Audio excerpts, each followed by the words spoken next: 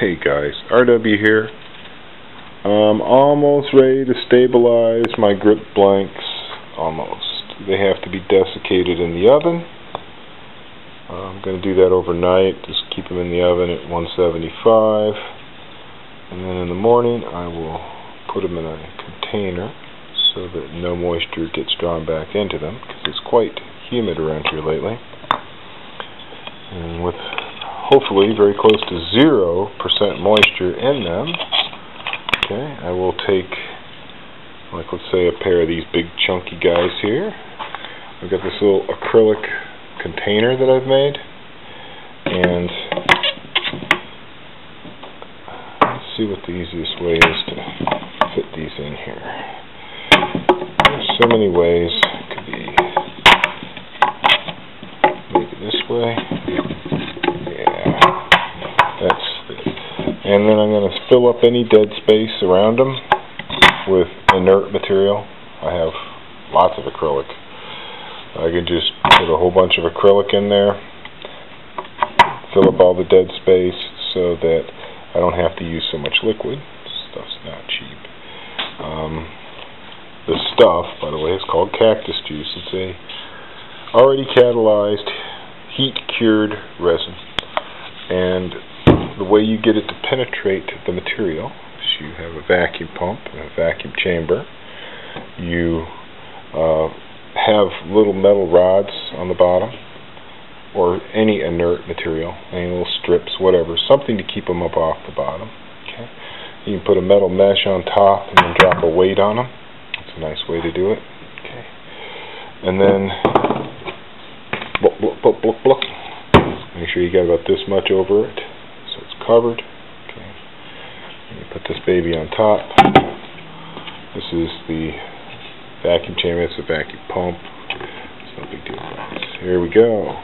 Turn it on, and what happens is that right away it'll start foaming. So imagine there's liquid in there, and then all of a sudden a whole bunch of air starts getting sucked out of that wood. It's going to foam up like a Pepsi Cola on a hot day.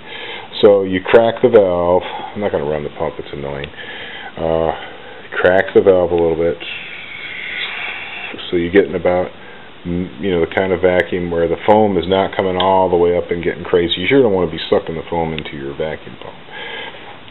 Let the foam come down. That's why this is so tall, that plastic pot that I made. Okay, and then once it stops foaming, lock it off, full vacuum, let it run an hour and a half or so until you don't see any bubbles coming out of the wood. You see no bubbles coming out of the wood. You crack the valve open, turn the pump off. Okay, air comes rushing in. Now you let it soak for 20 minutes. Then you take them out. You wrap them up in foil. You put them in the oven for 200 degrees. You do it for like an hour, 2 hours, 3 hours, however long you want. A long time. The longer you do it, the better. You can't do it too long. Once it's cured, it's proof against heat up to 400 degrees. It's impervious to almost anything. It's plasticized wood at that point. And the reason I'm doing that is because when I start doing my outside profiling of the grip, it's going to get really thin. Crazy thin. Now I've done most of the routing. I've got 3 steps still left to go. I'm going to do that after these have been stabilized. Okay, so I've got my CO2 chamber. I've got my material that stands proud that goes into this shape here.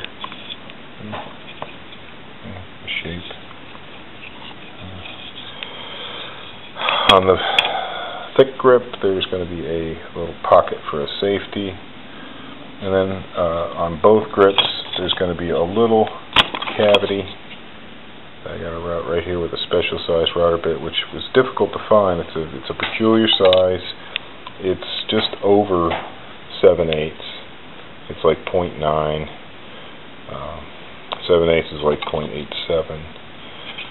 So the closest I could get, and what's weird is I thought, well, 0.9, that's really close to 1 inch. I'll just use the same bit I'm using to make the CO2 chamber, which is working great. That works good on my test grip. It fit the CO2 chamber just fine. But unfortunately, it doesn't work right. if you get it to touch here, bottom of this radius, you get it to touch there, it's wide open up here, like a 16th. Looks horrible. So, couldn't deal with it.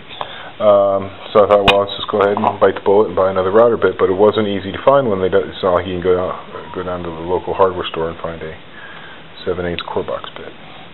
Now, I bought a special mortising bit, which is how I got the lovely, perfectly machined flat area on here. I really like this bit. It's got a big shank on it. It's relatively short, and it left a nice finish. So I was real happy with its performance. However, I need to machine a little flat right here, and for some reason I thought this bit would work out, but I tried it and I screwed everything up. It didn't work. You see, it's totally chowdered it. And so this is what I need, I need a very small mortising bit like that that can fit inside here and create a little flat right next to the CO2 chamber. So basically just drop it right in there and create a little flat, create a little flat right there. And then I'll have to do some hand work to create this very peculiar specific profile, which has little radiuses on the corners, has a little chamfered, shallow angle. So that's going to be tricky, but that's pretty much hand work, but I can't do the hand work unless I have a reference, and my reference would be that little machined flat, which goes this far into the gut. That's what the whole purpose of this is to create a little flat. It's just the way it's supposed to be. So much fun ahead.